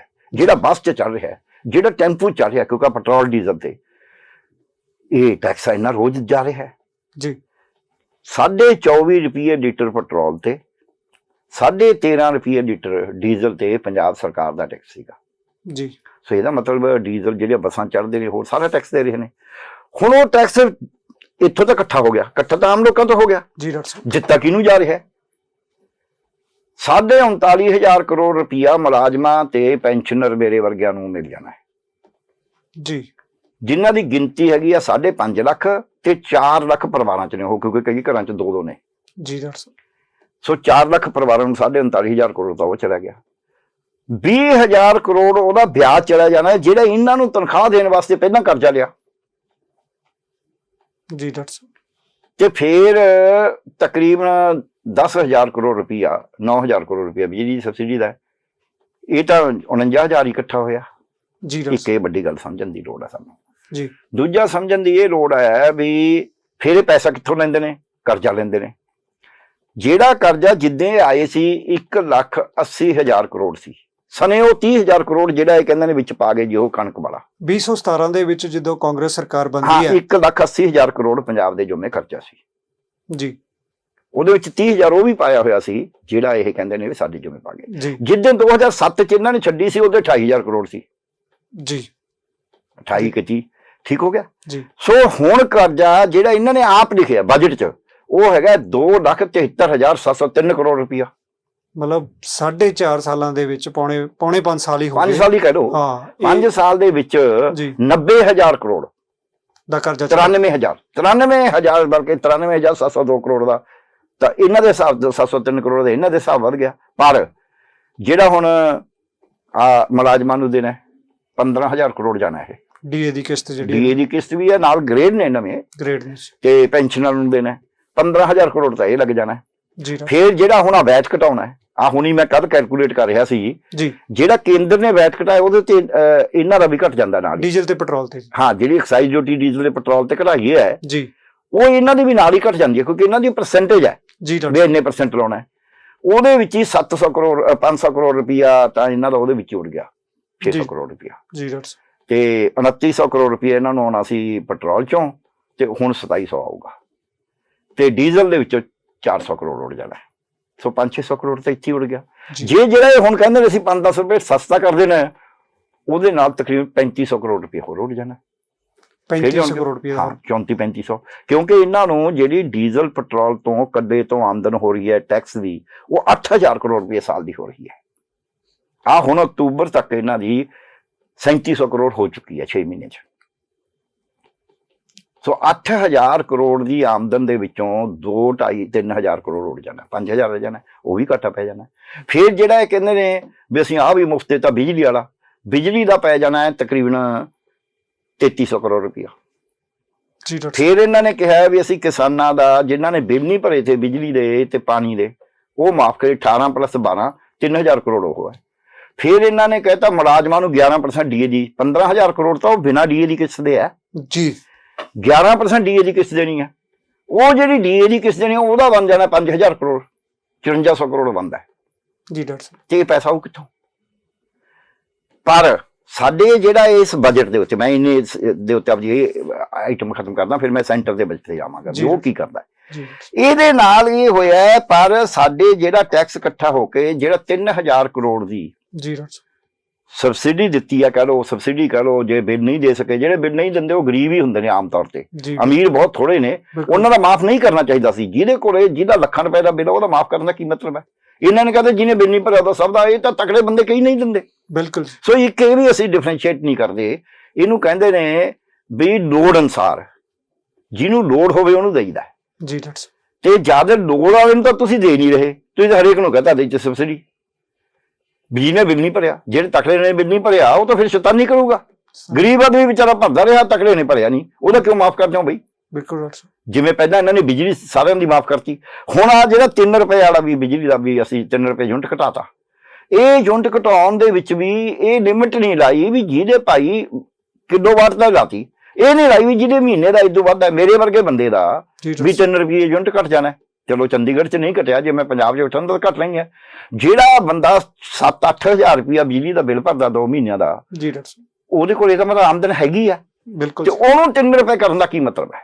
ਉਹਨੂੰ ਪੈਸੇ ਘਟਾਉਣ ਦਾ ਕੀ ਮਤਲਬ ਹੈ? ਪੈਸੇ ਤੁਸੀਂ ਉਹਦੇ ਘਟਾਓ ਜਿਹਦਾ 200 ਯੂਨਿਟ, 400 ਯੂਨਿਟ, 500 ਯੂਨਿਟ ਤੱਕ ਖਰਚਾ ਕਰਦਾ ਹੈ, ਵੀ ਭਾਈ ਇਹਦਾ ਵਿਚਾਰੇ ਦਾ ਔਖਾ ਹੋਊਗਾ 200-400 ਯੂਨਿਟ ਵਾਲੇ ਦਾ। ਹਾਲਾਂਕਿ ਸੋ ਤੁਸੀਂ ਕੀ ਕਰਿਆ ਹੈ, ਤੁਸੀਂ ਐ 1 ਲੱਖ ਤੋਂ ਵੀ ਹਰੇਕ ਨੂੰ ਐ ਕਰ ਲਓ। ਇਹਦਾ ਮਤਲਬ ਇਹ ਹੈ ਵੀ ਜਿਹੜਾ ਬੰਦਾ, ਇੱਕ ਛੋਟੀ ਜਿਹੀ ਉਦਾਹਰਨ ਦਊਂਗਾ ਆਪਣੀ ਗੱਲ ਖਤਮ ਕਰਨ ਤੋਂ ਪਹਿਲਾਂ। ਅਸੀਂ ਨਾ ਯੂਨੀਵਰਸਿਟੀ ਬਣਾਤਾ ਵੀ ਹਰੇਕ ਬੰਦਾ ਆਪਣੀ ਫੋਟੋ ਲੈ ਕੇ ਆਵੇ। ਜੇ ਰਿਜ਼ਲਟ ਕੱਢਣ ਲੱਗੇ 200-250 ਬੰਦਾ ਫੋਟੋ ਨਹੀਂ ਲਿਆ ਸੀ, ਕਹਿੰਦੇ ਚੱਲ ਇਹਨਾਂ ਤੋਂ ਹੀ ਕਰ ਦੋ। ਮੈਂ ਕਿਹਾ ਫਿਰ ਆਪਾਂ ਬੇਵਕੂਫ ਸੀ ਜਿਹੜੇ ਬਾਕੀਆਂ ਨੂੰ ਕਿਹਾ ਫੋਟੋ ਲੈ ਕੇ ਆਓ, ਜਿਹੜੇ ਲੈ ਕੇ ਆਓ ਬੇਵਕੂਫ ਸੀਗੇ। ਇਹਦਾ ਮਤਲਬ ਜਿਹੜਾ ਸ਼ੈਤਾਨ ਹੈ ਉਹਨੂੰ ਮਾਫ ਕਰੀ ਜਾਂਦੇ ਹੋ ਤੁਸੀਂ। ਬਿਲਕੁਲ। ਸੋ ਜਿਹੜਾ ਬੰਦਾ ਕਾਨੂੰਨ ਤੋੜਦਾ ਹੈ, ਜਦ ਤੁਸੀਂ ਉਹਨੂੰ ਰਾਹਤ ਦੇਣ ਲੱਗ ਜਾਓਗੇ। ਜੀ ਡਾਕਟਰ ਸਾਹਿਬ। ਇੱਕ ਤਾਂ ਮਜਬੂਰੀ 'ਚ ਕਾਨੂੰਨ ਤੋੜਦਾ ਹੈ, ਇੱਕ ਜਾਣਬੁੱਝ ਕੇ ਤੋੜਦਾ ਹੈ। ਜੇ ਤੁਸੀਂ ਕਾਨੂੰਨ ਤੋੜਨ ਵਾਲੇ ਨੂੰ ਰਾਹਤ ਦੇਣੀ ਹੈ, ਜਿਹਨੇ ਮਜਬੂਰੀ 'ਚ ਤੋੜਿਆ ਉਹਨੂੰ ਦਿਓ, ਵੀ ਉਹ ਤਾਂ ਮਜਬੂਰੀ ਸੀ ਜੀ, ਕੁਝ ਨਹੀਂ ਕਰ ਸਕਦਾ ਸੀ। ਜਿਹਨੇ ਜਾਣਬੁੱਝ ਕੇ ਤੋੜਿਆ ਉਹਨੂੰ ਜੇ ਰਾਹਤ ਦਿਓਗੇ ਫਿਰ ਤਾਂ ਲਾ ਕਾਨੂੰਨੀ ਕਰ ਦਿਓ ਤੁਸੀਂ। ਸੋ ਇਹਨਾਂ ਨੇ ਲਾ ਕਾਨੂੰਨੀ ਕਰਿਆ ਕਰਕੇ। ਸੋ ਮੈਂ ਤਾਂ ਕਹਿੰਦਾ ਸੀ ਵੀ ਬਜਟ ਕੋਈ ਔਖਾ ਕੰਮ ਨਹੀਂ ਹੈ। ਤੁਸੀਂ ਪੈਸਾ ਕਿੱਥੋਂ ਲੈਣਾ ਹੈ, ਫੈਸਲਾ ਇਹ ਕਰਨਾ ਹੁੰਦਾ ਕਿ ਪੈਸਾ ਕਿੱਧਰੋਂ ਆਵੇ। ਇਹ ਉਲਟੇ ਪਾਸੇ ਨੂੰ ਦਿੰਦੇ ਨੇ ਇਦਾਂ ਹੀ। ਹੁਣ ਇਹ ਪੈਸਾ ਵੇਸਟ ਕਿਵੇਂ ਕਰ ਰਹੇ ਨੇ? ਜੀ ਡਾਕਟਰ ਸਾਹਿਬ। ਬਹੁਤ ਸਾਰੇ ਲੋਕ ਗੈਰ ਹਾਜ਼ਰ ਨੇ, ਬਾਹਰਲੇ ਮੁਲਕਾਂ 'ਚ ਬੈਠੇ ਨੇ, ਉਹ ਤਨਖਾਹ ਲੈ ਰਹੇ ਨੇ। ਬਹੁਤ ਸਾਰੇ ਝੂਠੀਆਂ ਡਿਗਰੀਆਂ ਲਾ ਰਹੇ ਨੇ। ਬਹੁਤ ਸਾਰੇ ਲੋਕ ਉਹ ਨੇ ਜਿਹੜੇ ਤਨਖਾਹ ਵੀ ਲੈ ਰਹੇ ਨੇ, ਉਹਨੂੰ ਦੁਬਾਰਾ ਲਾ ਲਿਆ, ਨਾਲੇ ਪੈਨਸ਼ਨ ਲੈ ਰਹੇ ਨੇ। ਜਦ ਕਿ ਕਾਨੂੰਨ 'ਚ ਲਿਖਿਆ ਹੈ ਵੀ ਪੈਨਸ਼ਨ ਤੇ ਤਨਖਾਹ 'ਚੋਂ ਪੈਨਸ਼ਨ ਕੱਟ ਕੇ ਮਿਲਣੀ ਹੈ ਤਨਖਾਹ। ਫਿਰ ਬਹੁਤ ਸਾਰੇ ਇਹੋ ਜਿਹੇ ਨੇ ਜਿਹੜੇ ਉੱਚੀ ਪੋਸਟ ਤੇ ਲੱਗੇ ਹੋਏ ਸੀ, ਨੀਵੀਂ ਤੇ ਲਾਤੇ ਦੁਬਾਰਾ, ਕਿਉਂਕਿ ਉਹਨਾਂ ਨੇ ਤਾਂ ਤਨਖਾਹ ਲੈਣ ਵਾਸਤੇ ਬੈਠੇ ਨੇ। ਉਹਦੇ ਉੱਤੇ ਰੂਲ ਇਹ ਲਿਖਿਆ ਹੈ ਵੀ ਜਿੰਨੀ ਉਹ ਛੋਟੀ ਪੋਸਟ ਤੇ ਜੇ ਕੋਈ ਲੱਗਦਾ ਹੈ, ਉਹਦੀ ਜਿੰਨੀ ਵੱਧ ਤੋਂ ਵੱਧ ਤਨਖਾਹ ਉਦੋਂ ਵੱਧ ਨਹੀਂ ਦਿੱਤੀ ਜਾ ਸਕਦੀ, ਇਹ ਉਦੋਂ ਵੱਧ ਦੇਈ ਜਾ ਰਹੇ ਨੇ। ਜੀ। ਸੋ ਇਹ ਜਿਹੜੀ ਚੋਰੀ ਤਨਖਾਹ ਦੀ ਐਡੀ ਵੱਡੀ ਹੈ ਖਜ਼ਾਨੇ ਦੀ, ਉਹ ਵੀ ਇਹ ਰੋਕ ਨਹੀਂ ਰਹੇ। ਜੀ ਡਾਕਟਰ ਸਾਹਿਬ। ਉਹਦੇ ਉੱਤੇ ਆਪ ਕਿਉਂ ਨਹੀਂ ਰੋਕ ਰਹੇ? ਇਹਦਾ ਕਾਰਨ ਹੈ, ਬਸ ਮੈਂ ਇੱਥੇ ਆਖਰੀ ਗੱਲ ਇਹ ਕਹਾਂਗਾ ਇਸ ਸੈਗਮੈਂਟ 'ਚ। ਜੀ ਡਾਕਟਰ ਸਾਹਿਬ। ਉਹ ਇਸ ਕਰਕੇ ਨਹੀਂ ਰੋਕ ਰਹੇ ਕਿ ਆਪ 6-6 ਪੈਨਸ਼ਨਾਂ ਲੈ ਰਹੇ ਨੇ। ਜੇ ਬਾਦਲ ਸਾਹਿਬ ਨੂੰ 7 ਲੱਖ 6 ਲੱਖ ਰੁਪਏ ਮਹੀਨਾ ਪੈਨਸ਼ਨ ਮਿਲਦੀ ਹੈ, ਜੇ ਇਹ ਜਿਹੜੇ 4-4 ਵਾਰੀ MLA ਬਣੇ ਨੇ, MP ਬਣੇ, ਨਾਲੇ MP ਦੀ, ਨਾਲੇ MLA ਦੀ, ਨਾਲੇ ਤਨਖਾਹ, ਨਾਲੇ ਪੈਨਸ਼ਨ, ਇਹ ਜਿਹੜੀ ਲੁੱਟ ਹੈ, ਇਹ ਸਾਰੇ ਬਿਊਰੋਕ੍ਰੇਸੀ, ਮੁਲਾਜ਼ਮ ਤੇ ਪੋਲੀਟੀਸ਼ੀਅਨ ਇਹ ਰਲ ਕੇ ਖਜ਼ਾਨੇ ਦੀ ਲੁੱਟ ਕਰ ਰਹੇ ਨੇ। ਇਹ ਖਜ਼ਾਨਾ ਕੋਈ ਸਿੱਧਾ ਨਹੀਂ ਕਰ ਰਹੇ। ਖਜ਼ਾਨਾ ਮੰਤਰੀ ਖਜ਼ਾਨਾ ਨਹੀਂ ਸਿੱਧਾ ਕਰ ਰਿਹਾ। PWD ਮੰਤਰੀ ਹੈ ਜਿਹੜਾ, ਉਹ ਸੜਕਾਂ ਨਹੀਂ ਠੀਕ ਕਰ ਰਿਹਾ। ਟਰਾਂਸਪੋਰਟ ਮੰਤਰੀ ਟਰਾਂਸਪੋਰਟ ਦਾ ਧਿਆਨ ਨਹੀਂ ਹੁਣ ਕਰਨ ਲੱਗਿਆ, ਮਾੜਾ ਜਿਹਾ ਜਿਹੜਾ ਹੁਣ ਆਇਆ ਤੇ ਉਹ ਫੜਜੀ ਦਿੰਦਾ ਰੋਜ਼ ਹੀ ਵੀ ਆਹ ਦੇਖ ਲਓ, ਉਹਦੇ ਉੱਤੇ ਵੀ ਰੌਲਾ ਪਾਉਂਦੇ ਹਾਲ ਕੇ। ਤੇ ਇਹ ਜਿਹੜੇ ਸਿੱਖਿਆ ਮੰਤਰੀ, ਸਿੱਖਿਆ ਦਾ ਕੋਈ ਸੁਧਾਰ ਨਹੀਂ ਕਰ ਰਿਹਾ, ਭੋਰਾ ਵੀ ਉਹਦੇ 'ਚ ਉਦੋਂ ਬਾਅਦ ਦਿਖਾਵਾ ਬਹੁਤ ਕਰ ਰਹੇ ਨੇ, ਖਰਚੇ ਹੋਈ ਜਾ ਰਹੇ ਨੇ। ਸਿਹਤ ਮੰਤਰੀ ਸਿਹਤ ਦਾ ਨਹੀਂ ਕਰ ਰਿਹਾ। ਸੋ ਇਹਦੇ ਉੱਤੇ ਸਾਨੂੰ ਬੜੀ ਗੰਭੀਰਤਾ ਨਾਲ ਸੋਚਣਾ ਪਏਗਾ। ਗੰਭੀਰਤਾ ਨਾਲ ਸੋਚ ਕੇ ਇਹ ਦੇਖਣਾ ਪਏਗਾ ਜਿੱਥੇ ਜਿੱਥੇ ਸਾਡਾ ਪੈਸਾ ਲੀਕ ਹੋ ਰਿਹਾ। ਆਮ ਕਿਸਾਨ ਵੀ ਯਾਰ ਦੇਖਦਾ ਰੋਜ਼ ਵੀ ਯਾਰ ਜੇ ਮੈਂ ਪਾਣੀ ਲਾ ਰਿਹਾ ਕਿ ਜੇ ਖਾਲ ਤਾਂ ਨਹੀਂ ਟੁੱਟਿਆ ਮਾੜਾ ਮੋਟਾ, ਕਿਤੋਂ ਖਾਲ ਲੀਕ ਤਾਂ ਨਹੀਂ ਕਰ ਰਿਹਾ। ਉਹ ਪਹਿਲੇ ਦਿੰਦਾ ਖਾਲ ਤੇ, ਇਹ ਤਾਂ ਪਹਿਲੇ ਹੀ ਨਹੀਂ ਦਿੰਦੇ, ਇਹ ਲੀਕ ਹੀ ਹੋਈ ਜਾਂਦਾ। ਇਹ ਸਰਕਾਰ ਨੂੰ ਹੀ ਐਂ ਚਲਾਈ ਜਾਂਦੇ ਨੇ। ਹਾਂ, ਰੋਡਵੇਜ਼ ਦੀ ਇਹ ਅਸਲ 'ਚ ਕਹਿੰਦੇ ਲੋਕ ਲੀਕ ਹੋਵੇ, ਇਹ ਚਾਹੁੰਦੇ ਨੇ ਵੀ ਲੀਕ ਹੋਵੇ, ਫਿਰ ਬਹਾਨਾ ਬਣ ਜਾਂਦਾ। ਜੀ। ਛੋਟੀ ਜਿਹੀ ਉਦਾਹਰਨ ਦੇ ਦਿੰਦਾ। ਜੀ ਡਾਕਟਰ ਸਾਹਿਬ। ਮੈਨੂੰ ਇੱਕ ਵਾਰੀ ਮੈਂ ਇਹਨਾਂ ਨੂੰ ਕਿਹਾ, ਕੋਈ ਆਏ ਨਹੀਂ ਵੀ ਮੈਂ ਅੱਜ ਹੀ ਗੱਲ ਕਰ ਰਿਹਾ, ਮੈਂ ਕਿਹਾ ਮਹਿੰਗੀ ਮਸ਼ੀਨ ਖਰੀਦ ਲੈਂਦੇ ਹੋ ਤੁਸੀਂ, ਮਹਿੰਗੀ ਮਸ਼ੀਨ ਖਰੀਦ ਲੈਂਦੇ ਹੋ, ਕਮਰਾ ਬਣਾਉਣ ਦੀ ਜਗ੍ਹਾ ਨਹੀਂ ਰੱਖਦੇ। ਜੀ ਡਾਕਟਰ ਸਾਹਿਬ। ਪਿੱਛੋਂ ਕਮਰੇ ਦੀ ਮਨਜ਼ੂਰੀ ਵਾਸਤੇ ਹੌਲੀ ਹੌਲੀ ਚਿੱਠੀਆਂ ਕੱਢਦੇ ਰਹਿੰਦੇ ਹੋ। ਉਹ ਮਸ਼ੀਨ ਜੰਕ ਖਰੀਦਿਆ ਹੁੰਦਾ, ਅਸਲ 'ਚ ਮਾੜੀ ਖਰੀਦੀ ਹੁੰਦੀ ਹੈ, ਪੈਸੇ ਖਾ ਕੇ ਖਰੀਦੀ ਹੁੰਦੀ ਹੈ। ਉਹਨੂੰ ਫਿਰ ਕਿਸੇ ਟੁੱਟੇ ਜਿਹੇ ਕੋਠੇ 'ਚ ਰੱਖ ਦਿੰਦੇ ਹੋ ਵੀ ਜੀ ਉਹ ਮਨਜ਼ੂਰੀ ਨਹੀਂ ਆਈ ਕਮਰਾ ਬਣਾਉਣ ਦੀ, ਤਾਂ ਫਿਰ ਉਹ ਕੋਠੇ 'ਚ ਮੀਂਹਾਂ ਵੇਲੇ ਮੋਰੀ ਕਰਵਾ ਦਿੰਦੇ ਹੋ, ਫਿਰ 'ਚ ਪਾਣੀ ਪੈ ਜਾਂਦਾ। ਫਿਰ ਕਹਿੰਦੇ ਜੀ ਇਹ ਤਾਂ ਰੱਖਣ ਦੀ ਜਗ੍ਹਾ ਨਹੀਂ ਸੀ, ਤਾਂ ਖਰਾਬ ਹੋ ਗਈ। ਜਦ ਨੂੰ ਕਮਰੇ ਦੀ ਮਨਜ਼ੂਰੀ ਆਉਂਦੀ ਹੈ ਉਦੋਂ ਨੂੰ ਮਸ਼ੀਨ ਖਰਾਬ ਹੋ ਜਾਂਦੀ ਹੈ। ਆਹ ਹਾਲ ਹੈ। ਜਾ ਕੇ ਦੇਖ ਲਓ ਜਿੰਨੀਆਂ ਬਿਲਡਿੰਗਾਂ ਹਸਪਤਾਲਾਂ ਦੀਆਂ ਬਣੀਆਂ ਨੇ, ਜਿੰਨੇ ਸਕੂਲਾਂ ਦੀਆਂ ਬਣੀਆਂ, ਜੋ ਵੀ ਹੋਇਆ ਉਹਦੇ 'ਚ ਆਹ ਕੁਛ ਹੋ ਰਿਹਾ। ਸੋ ਇਸ ਕਰਕੇ ਜਿਹੜਾ ਬਜਟ ਜਦ ਬਣਾਉਣਾ ਹੈ, ਹਰ ਇੱਕ ਮੰਤਰੀ ਦੀ ਜ਼ਿੰਮੇਵਾਰੀ ਹੋਣੀ ਚਾਹੀਦੀ ਹੈ ਵੀ ਤੁਹਾਨੂੰ ਆਹ ਬਜਟ ਦਿੱਤਾ, ਇਹਦੀ ਠੀਕ ਵਰਤੋਂ ਹੋਵੇ। ਆਪਾਂ ਬੱਚੇ ਨੂੰ 10 ਰੁਪਏ ਦਿੰਦੇ ਹਾਂ ਜੇ ਜਾਂਦੇ ਨੂੰ ਨਾ, ਕਹਿੰਦਾ ਕਾਕਾ ਇਹਦੇ ਨਾਲ ਨਸ਼ੇ ਨਾ ਕਰਨੀ ਕਿਤੇ, ਜਾਂ ਕੋਈ ਮਾੜੀ ਚੀਜ਼ ਨਾ ਖਰੀਦੀ ਹੈ, ਇਹਨਾਂ ਚੰਗਾ ਖਾਈ ਪੀ, ਕੁਛ ਮਾੜਾ ਨਾ ਖਾਈ, ਕਹਿੰਦੇ ਕਿ ਨਹੀਂ ਕਹਿੰਦੇ? ਫਿਰ ਜੇ ਜਿਹੜੇ ਮੰਤਰਾਲੇ ਨੂੰ ਪੈਸੇ ਦਿੱਤੇ ਨੇ ਉਹਨੂੰ ਮੰਤਰੀ ਨੂੰ ਕਹਿਣਾ ਕਿਉਂ ਨਹੀਂ ਕਹਿੰਦੇ? ਕੈਬਨਿਟ ਇਹਨਾਂ ਦੀ ਹੋਈ ਹੈ ਨਾ, ਵੀ ਜੇ ਪੈਸਾ ਖਰਾਬ ਹੋ ਗਿਆ ਤੇ ਤੋਂ ਰਿਕਵਰ ਕਰਾਂਗੇ। ਬਿਲਕੁਲ ਡਾਕਟਰ ਸਾਹਿਬ, ਇਹ ਸਾਰਾ ਕੁਝ ਇਹਨਾਂ ਦੀ ਨੀਤੀ ਦੇ ਵਿੱਚ ਖੋਟ ਹੈ। ਹਾਂ, ਇਸੇ ਕਰਕੇ ਇਹ 4.5 ਸਾਲ ਦੀ ਜਿਹੜੀ ਸਰਕਾਰ ਰਹੀ, ਲੋਕਾਂ ਨੂੰ ਉਹਦਾ ਸੰਤਾਪ ਭੋਗਣਾ ਪਿਆ। ਬੋਝ ਤਾਂ ਲੋਕਾਂ ਤੇ ਹੀ ਪੈਂਦਾ ਹੈ। ਲੋਕ ਹੀ ਲੁੱਟੇ ਜਾਂਦੇ ਨੇ, ਲੋਕਾਂ ਦੀ ਜੇਬ 'ਚੋਂ ਹੀ ਪੈਸਾ ਜਾਂਦਾ। ਜੇ ਉਹ ਹਰ ਇੱਕ ਚੀਜ਼ ਤੇ ਟੈਕਸ ਹੈ, ਹਾਂ ਤੁਸੀਂ ਕੁਝ ਵੀ ਚੀਜ਼ ਖਰੀਦਦੇ ਹੋ, ਟਿਕਟ ਵੀ ਲੈਂਦੇ ਹੋ, ਕੱਖ ਵੀ ਕਰਦੇ ਹੋ, ਹਾਂ। ਸਾਰਾ ਉੱਪਰ ਤੋਂ ਲੈ ਕੇ ਥੱਲੇ ਤੱਕ ਟੈਕਸ ਲੋਕ ਦੇਈ ਜਾਂਦੇ ਨੇ। ਬਿਲਕੁਲ। ਪਰ ਇਹ ਜੇ ਲੋਕਾਂ ਦੇ ਹੱਥਾਂ ਦੇ ਵਿੱਚ ਆਪਣਾ ਜਿਹੜਾ ਭਵਿੱਖ ਹੈ ਉਹ ਫੜਾ ਦਿੰਦੇ ਨੇ, ਜਿਹੜੇ ਕਿ ਉਹਨੂੰ ਖਰਾਬ ਕਰਨ ਦੇ ਵਿੱਚ ਮਿੰਟ ਲਾਉਂਦੇ ਨੇ। ਹੁਣ 4.5 ਸਾਲ ਮੰਤਰੀਆਂ ਨੇ ਕੁਝ ਨਹੀਂ ਕੀਤਾ, ਟਰਾਂਸਪੋਰਟ ਮਹਿਕਮੇ ਦੇ ਵਿੱਚ ਬੁਰਾ ਹਾਲ ਰਿਹਾ। ਇਸੇ ਕਰਕੇ ਕਾਂਗਰਸ ਪਾਰਟੀ ਦਾ ਪ੍ਰਧਾਨ ਹੈ ਜਿਹੜਾ ਅੱਜ ਨਵਜੋਤ ਸਿੰਘ ਸਿੱਧੂ, ਇਹ ਕਹਿੰਦਾ ਹੈ ਕਿ ਲੋਕਾਂ ਦੀ ਤਾਕਤ ਲੋਕਾਂ ਕੋਲੇ ਜਾਣੀ ਚਾਹੀਦੀ ਹੈ। ਉਹ ਕਹਿੰਦਾ ਹੈ ਵੀ ਕੈਪਟਨ ਨੂੰ ਕੁਰਸੀਓਂ ਇਸ ਕਰਕੇ ਲਾਇਆ ਗਿਆ ਹੈ, ਜਿਹੜੀ ਉਹ ਉਹਨਾਂ ਦੀ ਸਿਫਤ ਦੇ ਵਿੱਚ ਗੱਲ ਕਰਦਾ ਹੈ। ਪਰ ਭਾਈ ਹਾਈ ਕਮਾਂਡ ਤਾਂ ਕਾਂਗਰਸ ਪਾਰਟੀ ਦੀ ਸੀ ਨਾ। ਬਿਲਕੁਲ। ਕਾਂਗਰਸ ਹਾਈ ਕਮਾਂਡ ਨੇ ਜੇ ਇਹੋ ਜਿਹੇ ਬੰਦੇ ਮੰਤਰੀ ਬਣਾਉਣੇ ਸੀ ਜਿਹੜੇ ਕਿ ਪੰਜਾਬ ਨੂੰ ਲੁੱਟਣ ਲਈ ਤਿਆਰ ਰਹਿਣ, ਤਾਂ ਫਿਰ ਤਾਂ ਪਾਰਟੀ ਦੀ ਨੁਕਸ਼ਾ। ਬਿਲਕੁਲ। ਕਹਿੰਦੇ ਵੀ ਜੜ ਚੋਂ ਹੀ ਪਤਾ ਲੱਗਦਾ ਨਾ ਵੀ ਕਿੱਥੇ ਹੈ। ਸਹੀ ਗੱਲ ਹੈ। ਇਹਦੇ ਵਿੱਚ ਮੈਂ ਇੱਕ ਗੱਲ ਛੋਟੀ ਜਿਹੀ ਕਹਾਂਗਾ ਜੀ ਡਾਕਟਰ ਸਾਹਿਬ, ਵੀ ਇੱਕ ਤਾਂ ਉਤਲਿਆਂ ਨੇ ਤਾਂ ਸੋਚਿਆ ਹੀ ਨਹੀਂ, ਦੇਖਿਆ ਹੀ ਨਹੀਂ ਵੀ ਇੱਥੇ ਪੰਜਾਬ 'ਚ ਹੋ ਕੀ ਰਿਹਾ। ਬਿਲਕੁਲ ਜੀ। ਜਦ ਤੁਹਾਨੂੰ ਪਤਾ ਵੀ ਤੁਸੀਂ ਜਿਹੜਾ ਆਪਦਾ ਨੁਮਾਇੰਦਾ ਲਾਇਆ ਹੈ ਉਹ ਗੜਬੜ ਕਰ ਰਿਹਾ ਹੈ, ਸਭ ਦੇ ਸਾਹਮਣੇ ਕਰ ਰਿਹਾ ਹੈ, ਪਬਲਿਕਲੀ ਕਰ ਰਿਹਾ ਹੈ, ਜਿਹੜੀਆਂ ਆਪਾਂ ਕਹਿੰਦੇ ਨੈਤਿਕਤਾ ਦੇ ਤੌਰ ਤੇ ਉਹ ਗਲਤ ਗੱਲਾਂ ਕਰ ਰਿਹਾ ਸੀ, ਪ੍ਰਸ਼ਾਸਨ ਦੇ ਤੌਰ ਤੇ ਉੱਥੇ ਵੜਦਾ ਹੀ ਨਹੀਂ ਸੀ। ਉਹਨੇ ਗਾਹਾਂ ਦੀ ਗਾਹਾਂ ਲੀਜ਼ ਤੇ ਦੇ ਰੱਖਿਆ ਸੀ, ਕਿਸੇ ਦਾ ਪੱਟੇ ਤੇ ਦੇ ਰੱਖਿਆ ਸੀ, ਅਫਸਰ ਨੂੰ, ਬਿਊਰੋਕਰੇਟ ਨੂੰ, ਉਹ ਵੀ ਰਿਟਾਇਰ ਹੋਏ ਨੂੰ। ਬਿਲਕੁਲ। ਉਹ ਕਿਹੜਾ ਲੋਕਾਂ ਨੂੰ ਜਵਾਬ ਦੇ ਆ। ਤੇ ਫਿਰ ਉਸ ਤੋਂ ਅੱਗੇ ਜਿਹੜਾ ਸੀ ਉਸ ਦਾ ਬੋਲਦਾ ਅਪਸ਼ਬਦ ਸੀ, ਲੋਕਾਂ ਨੂੰ ਪੁੱਠਾ ਬੋਲਦਾ ਸੀ। ਸੈਸ਼ਨ ਕਰੇ ਨਹੀਂ, ਇੱਕ ਦਿਨ ਦਾ ਸੈਸ਼ਨ, ਕੋਈ ਇੱਕ ਦਿਨ ਦੇ ਸੈਸ਼ਨ, ਕੋਈ ਸਮੱਸਿਆ ਹੱਲ ਨਹੀਂ ਕਰੀ। ਸੋ ਇਹ ਉਹਨਾਂ ਨੂੰ ਸੋਚਣਾ ਚਾਹੀਦਾ ਸੀ।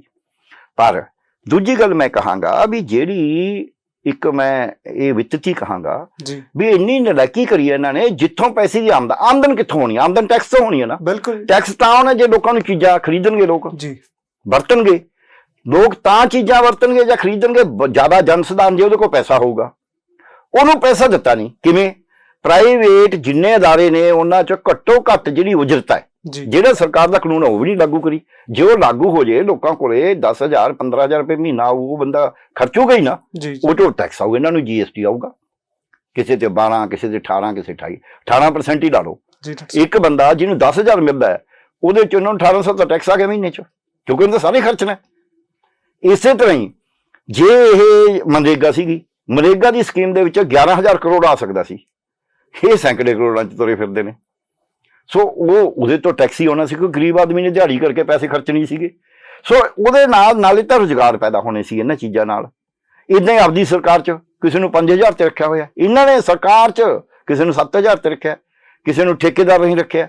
ਉੱਥੋਂ ਜਿਹੜੇ ਪੈਸੇ ਆਉਣੇ ਸੀ ਵੀ ਉਹਨੂੰ ਘੱਟੋ ਘੱਟ ਉਜਰਤ ਦਿਓ, ਜਿਹੜੀ ਤੁਹਾਡੀ ਨਿਰਧਾਰਤ ਹੈ।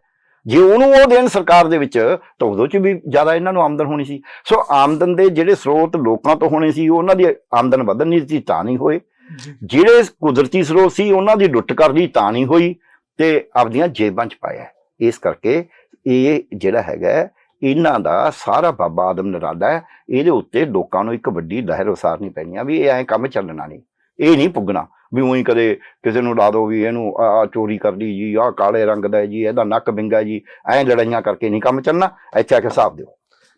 ਬਿਲਕੁਲ ਡਾਕਟਰ ਸਾਹਿਬ, ਲੋਕ ਹੁਣ ਹਿਸਾਬ ਮੰਗਣਗੇ। ਲੋਕਾਂ ਦਾ ਟਾਈਮ ਆ ਗਿਆ, ਚੋਣਾਂ ਸਿਰ ਤੇ ਨੇ। ਲੋਕ ਹੁਣ ਪੁੱਛਣਗੇ ਲੀਡਰਾਂ ਨੂੰ ਵੀ ਦੱਸੋ ਭਾਈ, ਅਸੀਂ ਸਾਡਾ ਕੰਮ ਜਾਗਰੂਕ ਕਰਨਾ ਹੀ ਆ, ਲੋਕਾਂ ਨੂੰ ਜਗਾਉਣ ਦੇ ਵਾਸਤੇ ਹੀ ਅਸੀਂ ਪੰਜਾਬ ਤੇ ਪੰਜਾਬੀਆਂ ਦੀ ਗੱਲ ਕਰ ਰਹੇ। ਮੈਂ ਤੁਹਾਨੂੰ ਇੱਕ ਹੋਰ ਗੱਲ ਛੋਟੀ ਜਿਹੀ ਕਹਿ ਕੇ ਖਤਮ ਕਰਨਾ ਆਪਦੀ ਗੱਲ। ਜੀ ਡਾਕਟਰ ਸਾਹਿਬ। ਇਸੇ ਤਰ੍ਹਾਂ ਹੀ ਕੇਂਦਰ ਕਰਦਾ। ਹੁਣ ਕੇਂਦਰ ਦੇ ਕੋਲ ਕੀ ਹੈ? ਕੇਂਦਰ ਦਾ 34,83,000 ਕਰੋੜ ਦਾ ਬਜਟ ਹੈ, ਜਿਹੜਾ ਸੀਤਾਰਮਨ ਜੀ ਨੇ ਇਸ ਵਾਰੀ ਪੇਸ਼ ਕੀਤਾ। ਉਹ 34,83,000 ਕਰੋੜ ਤੋਂ 15 ਲੱਖ ਕਰੋੜ ਰੁਪਇਆ ਕਰਜ਼ਾ ਲੈ ਕੇ ਪੂਰਾ ਕਰਨਾ। ਜਿਹੜਾ ਮੁਲਕ ਅੱਧਾ ਬਜਟ ਆਪਦਾ ਕਰਜ਼ੇ ਨਾਲ ਪੂਰਾ ਕਰੇ, ਉਹ ਕੀ ਕਰੂਗਾ? ਬਾਕੀ 2 ਲੱਖ ਕਰੋੜ ਦੀਆਂ ਜਾਇਦਾਦਾਂ ਵੇਚਣੀਆਂ ਨੇ। ਸਾਰੇ ਅਦਾਰੇ ਜੀ, ਚਾਹੇ ਏਅਰ ਇੰਡੀਆ ਹੋਵੇ, ਚਾਹੇ ਰੇਲਵੇ ਹੋਵੇ, ਇਹ ਤਾਂ ਸਾਰਾ ਕੁਝ ਹੀ ਵੇਚੀ ਜਾ ਰਹੇ ਨੇ।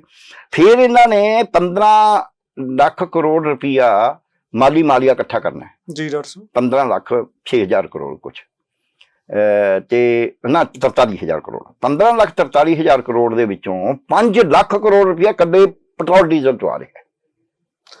ਪੈਟਰੋਲ ਡੀਜ਼ਲ ਰਸੋਈ ਦੀ ਗੈਸ ਦੀ ਦੁੱਗਣੀ ਕੀਮਤ ਹੋ ਗਈ। 2014 ਦੇ ਮੁਕਾਬਲੇ ਜਿਹੜਾ ਡੀਜ਼ਲ ਦੇ ਉੱਤੇ 3 ਰੁਪਏ 80 ਪੈਸੇ ਸੀ, ਉਹ 31 ਰੁਪਏ 80 ਪੈਸੇ ਕਰਤਾ। 10 ਗੁਣਾ, ਤਕਰੀਬਨ 9 ਗੁਣਾ। ਜਿਹੜਾ ਕੇਂਦਰ ਸਰਕਾਰ ਨੇ ਆਪਦਾ ਟੈਕਸ, ED ਜਿਹਨੂੰ ਕਹਿੰਦੇ ਨੇ। ਜਿਹੜਾ ਪੈਟਰੋਲ ਦੇ ਉੱਤੇ 9 ਰੁਪਏ ਤੇ 86 ਪੈਸੇ ਸੀ, 9 ਰੁਪਏ 36 ਪੈਸੇ ਸੌਰੀ, ਉਹ ਵਧਾ ਕੇ ਕਰਤਾ 32 ਰੁਪਏ ਤੇ 90 ਪੈਸੇ। ਉਹ 4 ਗੁਣਾ ਵਧਾਤਾ। 3.5 ਗੁਣਾ ਪੌਣੇ 4 ਗੁਣਾ ਜੀ। ਇੰਨਾ ਵਧਾਉਣ ਦੇ ਬਾਵਜੂਦ 5 ਲੱਖ ਕਰੋੜ ਦੀ ਆਮਦਨ ਕਰਨ ਦੇ ਬਾਵਜੂਦ ਕਦੇ ਪੈਟਰੋਲ ਡੀਜ਼ਲ ਤੋਂ ਉਹਦੇ ਨਾਲ ਫਿਰ ਸਾਰੀਆਂ ਚੀਜ਼ਾਂ ਮਹਿੰਗੀਆਂ ਹੁੰਦੀਆਂ, ਢੋ ਢੁਆਈ ਹੋਰ ਸਾਰੇ ਟਿਕਟ ਬੱਸਾਂ ਗੱਡੀਆਂ ਸਭ ਦਾ ਮਹਿੰਗਾ ਹੁੰਦਾ। ਸੋ ਲੋਕਾਂ ਤੇ ਐਡਾ ਵੱਡਾ ਦਿਮਾਗ 'ਚ 5 ਲੱਖ ਕਰੋੜ। ਹੁਣ ਕੀ ਕਰਿਆ ਇੱਕ ਗੱਲ ਹੋਰ ਜੀ ਡਾਕਟਰ ਸਾਹਿਬ, ਹੁਣ ਜ਼ਿਆਦਾ ਪੈਟਰੋਲ ਦੇ ਪੈਸੇ ਘਟਾਏ, ਡੀਜ਼ਲ ਦੇ ਨਾਲ ਦੀ ਨਾਲ ਕੰਪਨੀਆਂ ਨੂੰ ਜਿਹੜਾ ਮੁਨਾਫਾ ਸੀ ਉਹ ਵਧਾਤਾ। ਉਹ ਹੁਣ ਇਹਨਾਂ ਨੇ ਜਿਹੜਾ ਪਹਿਲਾਂ 4 ਰੁਪਏ 80 ਪੈਸੇ ਪੈਟਰੋਲ ਦਾ ਸੀ, ਤਕਰੀਬਨ 6 ਰੁਪਏ 30 ਪੈਸੇ ਸੀ ਮੁਨਾਫਾ, ਨਹੀਂ ਵਿੱਚ ਹੀ ਉਹਦੀ ਸਫਾਈ ਹੋਰ ਸਾਰਾ ਕੁਝ ਰਲਾ ਕੇ 6 ਰੁਪਏ 30 ਪੈਸੇ ਸੀਗਾ ਡੀਜ਼ਲ ਦਾ। ਡੀਜ਼ਲ ਦਾ 11 ਰੁਪਏ ਤਕਰੀਬਨ ਕਰਤਾ ਤੇ ਪੈਟਰੋਲ ਦਾ ਕਰਤਾ 8 ਰੁਪਏ 80 ਪੈਸੇ। ਸੋ 5 ਰੁਪਏ ਤਕਰੀਬਨ ਹਰੇਕ ਚੀਜ਼ ਵਧਾਤਾ। 5 ਰੁਪਏ ਲੀਟਰ ਤਾਂ ਉੱਥੇ ਟੁੱਟ ਕਰਾ, ਉੱਥੇ ਸਿੱਧੀ ਹੋ ਗਈ, ਸਿੱਧੀ ਉਹ ਕੰਪਨੀਆਂ ਨੂੰ ਜਾਏਗਾ, ਉਦੋਂ ਕੋਈ ਟੈਕਸ ਨਹੀਂ ਮਿਲਣਾ ਕਿਸੇ ਨੂੰ, ਉਹ ਕੰਪਨੀਆਂ ਨੂੰ ਜਾਏਗਾ। ਸੋ ਹਾਂ, ਸੋ ਕੇਂਦਰ ਦੀ ਸਰਕਾਰ ਵੀ ਇਹੀ ਕੁਝ ਕਰ ਰਹੀ ਹੈ ਤੇ ਪੰਜਾਬ ਦੀ ਸਰਕਾਰ ਵੀ ਇਹੀ ਕੁਝ ਕਰ ਰਹੀ ਹੈ। ਚੀਜ਼ਾਂ ਵੇਚ ਦੋ, ਜਾਇਦਾਦਾਂ ਵੇਚ ਦੋ, ਲੋਕਾਂ ਦੀ ਜਾਇਦਾਦ ਲੈ ਕੇ ਵੱਡੀਆਂ ਕੰਪਨੀਆਂ ਨੂੰ ਦੇ ਦੋ, ਉਹ ਤੋਂ ਆਪਦੀ ਬੋਝੇ 'ਚ ਪੈਸੇ ਪਾ ਲਓ। ਇੱਕ ਲਾਸਟ ਗੱਲ ਮੈਂ ਕਹਾਂਗਾ, ਜਿਹੜੇ ਘਰ 'ਚ ਵੀ, ਇਹ ਤਾਂ ਸਰਕਾਰ ਹੈ ਏਡੀ ਵੱਡੀ, ਜਿਹੜੇ ਘਰ 'ਚ ਵੀ ਜਿਹੜੇ ਵਪਾਰ 'ਚ ਇੱਕ ਵਿਅਕਤੀ ਆਪਦੇ ਬੋਝੇ 'ਚ ਪੈਸੇ ਪਾਉਣ ਲੱਗ ਜਾਏ ਸਾਂਝੇ ਖਜ਼ਾਨੇ 'ਚ ਪਾਉਣ ਦੀ ਬਜਾਏ, ਉਹ ਘਰ ਜਾਂ ਵਪਾਰ ਚੱਲਦਾ ਨਹੀਂ, ਡੁੱਬਦਾ। ਇਹ ਦੇਸ਼ ਨੂੰ ਵੀ ਸੂਬੇ ਨੂੰ ਵੀ ਡੁਬੋ ਰਹੇ। ਬਿਲਕੁਲ ਜੀ। ਇੱਕ ਪਾਸੇ ਕੇਂਦਰ ਦੇ ਵਿੱਚ ਪ੍ਰਧਾਨ ਮੰਤਰੀ ਨਰਿੰਦਰ ਮੋਦੀ ਦੀ ਸਰਕਾਰ ਹੈ ਜਿਹੜੀ ਕਿ ਉਹ ਵੀ ਡੋਬਣ ਤੇ ਲੱਗੀ ਹੋਈ ਆ, ਦੇਸ਼ ਦੀਆਂ ਜਿਹੜੀਆਂ ਸੰਪਤੀਆਂ ਨੇ ਵੇਚਣ ਤੇ ਲੱਗੀ ਹੋਈ ਆ। ਉਵੇਂ ਜ਼ਿਕਰ ਪੰਜਾਬ ਦੇ ਵਿੱਚ 4.5 ਸਾਲ ਕੈਪਟਨ ਅਮਰਿੰਦਰ ਸਿੰਘ ਦੀ ਸਰਕਾਰ ਰਹੀ, ਜਿਹਨੇ ਵੀ ਲੋਕਾਂ ਦੇ ਉੱਤੇ ਬੋਝ ਹੀ ਪਾਇਆ। ਦੂਜੇ ਪਾਸੇ ਹੁਣ ਜਿਹੜੀ ਸਰਕਾਰ ਉਸੇ ਪਾਰਟੀ ਦੀ ਹੋਈ ਹੈ, ਕੈਬਨਿਟ ਹੀ ਨਵੀਂ ਬਣਦੀ ਹੈ, ਚਿਹਰੇ ਬਦਲੇ ਨੇ, ਕੈਬਨਿਟ ਦੇ ਵੀ ਉਹੀ ਬੰਦੇ ਨੇ, ਅੱਧੇ ਤੋਂ ਵੀ ਜ਼ਿਆਦਾ 70%। ਬਿਲਕੁਲ ਜੀ, ਬਿਲਕੁਲ ਉਹੀ ਬੰਦੇ ਨੇ ਤੇ ਪਰਨਾਲਾ ਉੱਥੇ ਦਾ ਉੱਥੇ ਹੀ ਆ। ਡਾਕਟਰ ਸਾਹਿਬ, ਇੱਕ ਇਹ ਦੱਸੋ, ਇਹ ਲੋਕਾਂ ਨੂੰ ਕੀ ਸਮਝਦੇ ਨੇ? ਲੋਕਾਂ ਨੂੰ ਵਾਅਦੇ ਕਰ ਲੈਂਦੇ ਨੇ ਜੀ, ਫਿਰ ਇਹ ਆਪਦੀਆਂ ਜੇਬਾਂ ਭਰਨ ਲੱਗ ਜਾਂਦੇ ਨੇ। ਚਾਹੇ ਰੇਤ ਮਾਫੀਆ ਹੋਵੇ, ਰੇਤ ਮਾਫੀਆ ਦੇ ਵਿੱਚ ਨਵਜੋਤ ਸਿੰਘ ਸਿੱਧੂ ਕਹਿੰਦਾ ਸੀ ਤੇਲਗਾਨਾ ਮਾਡਲ ਤੁਸੀਂ ਇੱਥੇ ਲਾਗੂ ਕਰੋ, ਉਹ ਨਹੀਂ ਹੋਇਆ। ਉਹ ਇਸ ਕਰਕੇ ਹੁੰਦਾ ਸੀ ਕਿ ਜੇ ਉਹ ਸਿਸਟਮ ਬਣ ਜਾਂਦਾ ਤਾਂ ਫਿਰ ਇਹਨਾਂ ਦੀ ਜੇਬਾਂ ਤੇ ਡਾਕੇ ਪੈਣ। ਹੁਣ ਕੈਪਟਨ ਅਮਰਿੰਦਰ ਸਿੰਘ ਕਹਿੰਦਾ ਮੈਂ ਇਕੱਲਾ ਜ਼ਿੰਮੇਵਾਰ ਨਹੀਂ ਸੀ, ਮੰਤਰੀ ਵੀ ਜ਼ਿੰਮੇਵਾਰ ਸੀ, ਐਮਐਲਏ ਵੀ ਜ਼ਿੰਮੇਵਾਰ ਸੀ। ਹੁਣ ਦੇਖੋ, ਜਦੋਂ ਕਹਿੰਦੇ ਆ ਵੀ ਪੂਰਾ ਹੀ ਮੇਲਾ ਲੁੱਟ ਗਿਆ, ਹੁਣ ਕਹਿੰਦਾ ਵੀ ਦੇਖੋ ਜੀ ਆਹ ਮੰਤਰੀ ਵੀ ਸੀ, ਹੁਣ ਕਹਿੰਦਾ ਮੈਂ ਇਕੱਲੇ ਦੀ ਪੋਲ ਖੋਲੂੰ, ਹੁਣ ਮੈਂ ਆਪਦੀ ਪਾਰਟੀ ਬਣਾਉ। ਭਾਈ, ਜਦੋਂ ਮੁੱਖ ਮੰਤਰੀ ਸੀ ਤੂੰ ਕਿਉਂ ਹੱਥ ਧਰ ਕੇ ਰੱਖੇ? ਉਦੋਂ ਤੂੰ ਲੋਕਾਂ ਤੋਂ ਕਿਉਂ ਨਹੀਂ ਕੰਟਰੋਲ ਕੀਤਾ? ਕਹਿੰਦੇ ਤੂੰ ਇੱਧਰ ਉੱਧਰ ਕੀ ਬਾਤ ਮਤ ਕਰ, ਇਹ ਬਤਾ ਕਾਫਲਾ ਲੁਟਾ ਕਿਉਂ? ਠੀਕ ਹੈ ਜੀ। ਸੋ ਜਿਹੜਾ ਰਹਿਬਰ ਸੀ ਉਹ ਖੁਦ ਰਾਹਜਨ ਸੀ, ਹੁਣ ਦੂਜਿਆਂ ਨੂੰ ਦੱਸਦਾ ਆਲੇ ਦੁਆਲੇ ਵੀ ਉਹ ਵੀ ਰਾਹਜਨ ਸੀ। ਕਿਉਂ ਕੀ ਕਰਦਾ ਸੀ? ਤੂੰ ਲੀਡਰ ਕਰਦਾ ਸੀ, ਫਿਰ ਤੂੰ ਮੁੱਖ ਮੰਤਰੀ ਸੀ, ਤੂੰ ਕੈਬਨਿਟ ਦਾ ਲੀਡਰ ਸੀ, ਤਾਂ ਚੁਣ ਕੇ ਇਹ ਕਾਨੂੰਨੀ ਤਰੀਕੇ ਨਾਲ ਇਹ ਹੈ, ਭਾਵੇਂ ਇਹਨਾਂ ਦੀ ਪਾਰਟੀ ਦੇ ਕਹੇ ਤੋਂ ਮੈਂ ਹੁਣ ਪ੍ਰੈਸ਼ਰ ਨਾਲ ਵਜ਼ਾਰਤ ਜਿਹੜੀ ਬਣਾਉਣੀ ਹੈ ਕੇਂਦਰ 'ਚ ਪ੍ਰਾਈਮ ਮਿਨਿਸਟਰ ਨੇ ਬਣਾਉਣੀ ਆਪਦੀ ਮਰਜ਼ੀ ਨਾਲ, ਹੁਣ ਪਿੱਛੇ ਬਦਲ ਨਹੀਂ ਦਿੱਤੇ ਸਾਰੇ, ਤੇ ਸੂਬੇ ਦੇ ਵਿੱਚ ਇਹਨਾਂ ਨੇ ਬਣਾਉਣੀ। ਉਹਨਾਂ ਨੇ ਗੁਜਰਾਤ ਸਾਰੀ ਬਦਲਤੇ। ਬਿਲਕੁਲ ਜੀ, ਗੁਜਰਾਤ ਦੀ ਵਜ਼ਾਰਤ 'ਚ ਸਾਰੇ ਬਦਲਤੇ। ਸੋ ਇਹ ਜੇ ਨੇ ਆਪਦੀ ਵਜ਼ਾਰਤ ਬਣਾਈ ਸੀ, ਚੰਗੀ ਸੀ ਮਾੜੀ ਸੀ ਜੋ ਵੀ ਸੀ, ਉੱਥੇ ਪਹਿਲਾਂ ਕਿਉਂ ਨਹੀਂ ਦਿੱਤਾ? ਆਪ ਤਾਂ ਇੱਥੇ ਸੀਸਵਾਂ ਫਾਰਮ 'ਚ ਹੀ ਬੈਠਾ ਰਿਹਾ। ਸੋ ਇਸ ਕਰਕੇ ਜਦ ਬੰਦਾ, ਮੈਂ ਤਾਂ ਕਹਾਂਗਾ ਜਿਹੜਾ ਰਾਜਾ ਵਿਲਾਸੀ ਹੋ ਜੇ, ਗੈਰ ਜ਼ਿੰਮੇਵਾਰ ਹੋ ਜੇ, ਮੈਂ ਜ਼ਿੰਮੇਵਾਰੀ ਨਾ ਕਹਿ ਰਿਹਾ ਇਹ ਵੀ ਗੈਰ ਜ਼ਿੰਮੇਵਾਰ ਹੋ ਜੇ, ਵਿਲਾਸੀ ਹੋ ਜੇ, ਤੇ ਜੋ ਕੋਈ ਪੁੱਛੇ ਬਹਾਨੇ ਲਾਉਣ ਲੱਗ ਜੇ, ਉਹ ਰਾਜੇ ਦਾ ਰਾਜ ਕਦੇ ਚੱਲਦਾ ਨਹੀਂ ਹੁੰਦਾ, ਉਹ ਡੁਬੋ ਕੇ ਜਾਂਦਾ ਹੈ। ਔਰ ਇੱਥੇ ਵਿਲਾਸੀ ਰਾਜੇ ਹੋਏ ਨੇ, ਉਹਨਾਂ ਦਾ ਰਾਜ, ਉਹਨਾਂ ਨੇ ਦੇਸ਼ ਨੂੰ ਡੁਬੋਇਆ, ਤੇ ਫਿਰ ਕੋਈ ਦੂਜਾ ਉੱਠਦਾ ਹੈ, ਉਹ ਫਿਰ ਉਹਨੂੰ ਜਿੱਤਦਾ ਹੈ।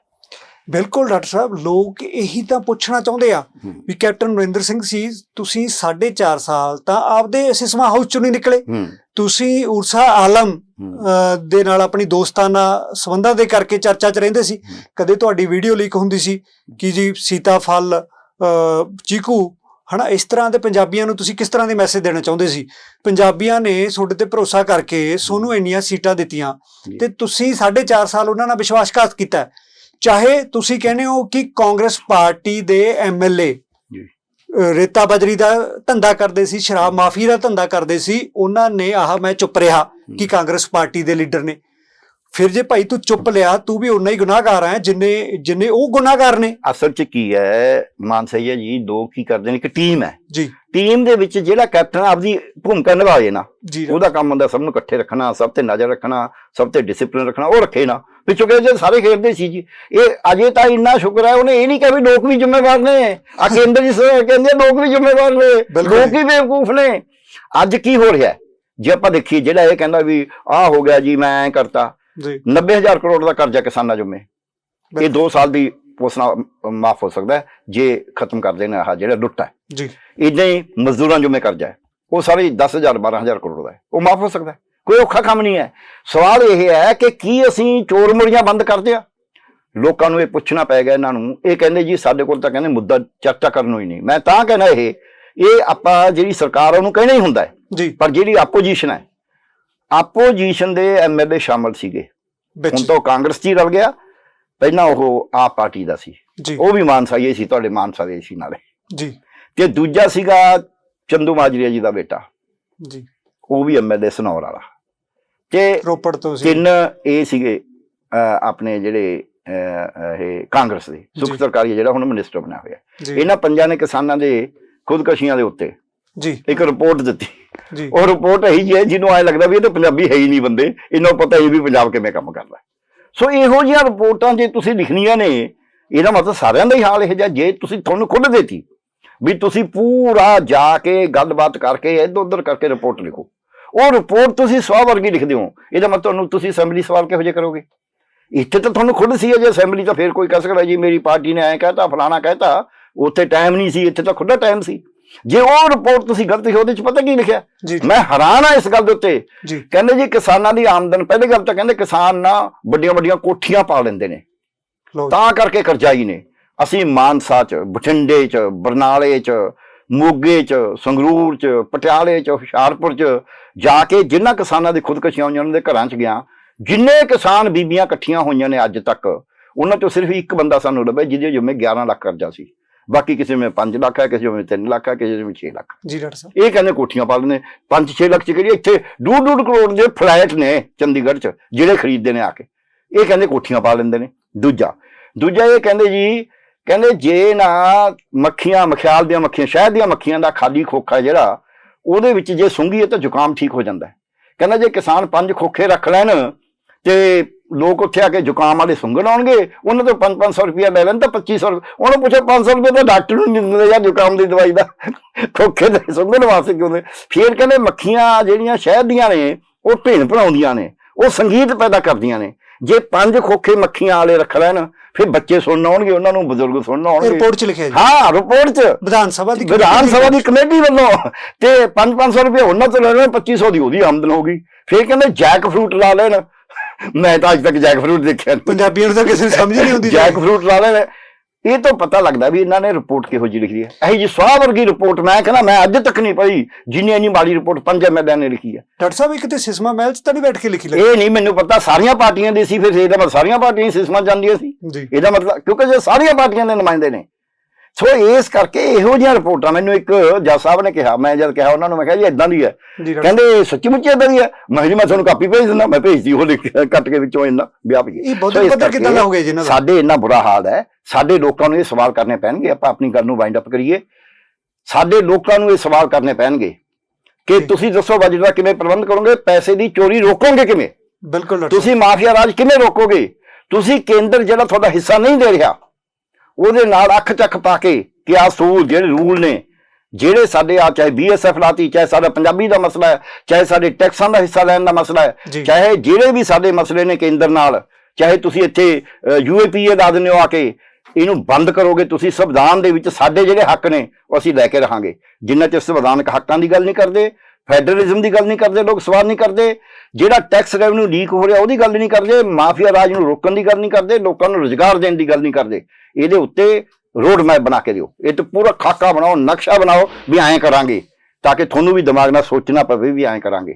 ਸੋ ਇਸ ਕਰਕੇ ਜਿੰਨਾ ਚਿਰ ਇਹ ਗੱਲ ਨਹੀਂ ਕਰਨਗੇ ਉਹਨਾਂ ਚਿਰ ਜਿਹਨੂੰ ਮਰਜ਼ੀ A ਨੂੰ ਚੁਣਦੇ, B ਨੂੰ ਚੁਣਦੇ, ਨਾ ਸਿੱਖਿਆ ਸੁਧਰੇ, ਨਾ ਸਿਹਤ ਸੁਧਰੇ, ਨਾ ਟਰਾਂਸਪੋਰਟ ਸੁਧਰੇ, ਨਾ ਮਾਫੀਆ ਰਾਜ ਖਤਮ ਹੋਵੇ, ਨਾ ਨਸ਼ਿਆਂ ਦੀ ਖਾਤਮਾ ਹੋਵੇ, ਉਹਨਾਂ ਚਿਰ ਸਮਗਲਰਾਂ ਦਾ ਨਹੀਂ ਖਤਮਾ ਹੋਣਾ।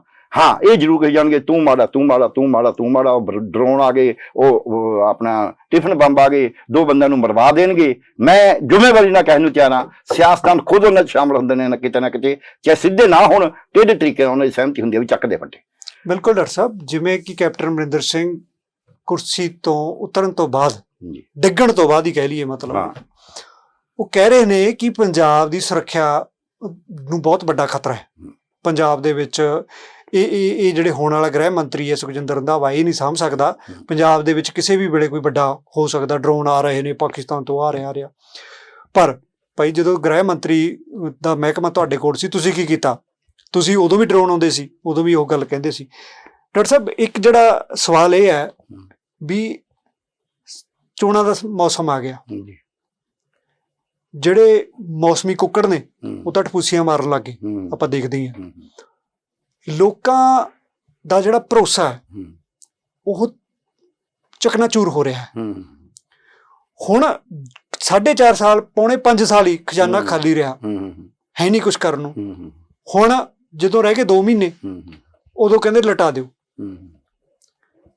ਜੇ 4.5 ਸਾਲ ਦੀ ਤੁਸੀਂ ਕੀਤਾ, ਪੌਣੇ 5 ਸਾਲ ਨਹੀਂ ਕੀਤਾ, ਹੁਣ ਜਾ ਕੇ ਤੁਸੀਂ ਕਹਿੰਦੇ ਹੋ ਜੀ ਬਿਜਲੀ ਮੁਫਤ ਕਰਤੀ, ਹੁਣ ਅਸੀਂ DAV ਦੇਤਾ, ਹੁਣ ਅਸੀਂ ਆਹ ਵੀ ਕਰਤਾ, ਉਹ ਵੀ ਕਰਤਾ।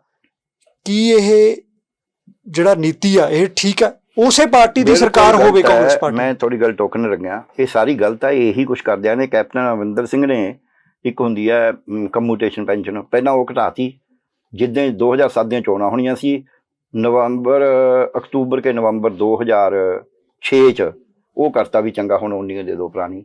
ਇਹਨੇ ਅਕਾਲੀ ਸਰਕਾਰ ਨੇ 2011 ਚ ਅਕਤੂਬਰ ਦੇ ਵਿੱਚ 1.5 ਗੁਣਾ ਤਨਖਾਹਾਂ ਕਰਤੀਆਂ। ਤੀਕਸ਼ਣ ਸੂਦ ਕਮੇਟੀ ਬਣੀ ਸੀ, ਪਤਾ ਨਹੀਂ ਕਿਵੇਂ, ਜਿੰਨੀ ਪੂਰੇ ਭਾਰਤ ਨਾਲੋਂ 1.5 ਗੁਣਾ ਤਨਖਾਹ, ਪਹਿਲੇ ਵੱਧ ਸੀ, ਹੋਰ 1.5 ਗੁਣਾ ਕਰਤੀਆਂ। ਕੋਈ ਅੰਦਾਜ਼ਾ ਨਹੀਂ, ਕੋਈ ਮੈਂ RTI ਚ ਪੁੱਛਿਆ ਤਾਂ ਨਹੀਂ ਜਵਾਬ ਦਿੰਦੇ। ਇਦਾਂ ਹੀ ਫਿਰ ਜਦ ਹੁਣ ਅਕਾਲੀ ਸਰਕਾਰ ਜਾ ਰਹੀ ਸੀ 2017 ਚ, ਉਦੋਂ ਕਰ ਗਏ ਇਹਨੂੰ ਰੈਗੂਲਰ ਕਰ ਦਿਓ, ਇਹਨੂੰ ਵੀ ਪਹਿਲਾਂ ਕਿਉਂ ਨਹੀਂ ਕਰੇ ਬਈ?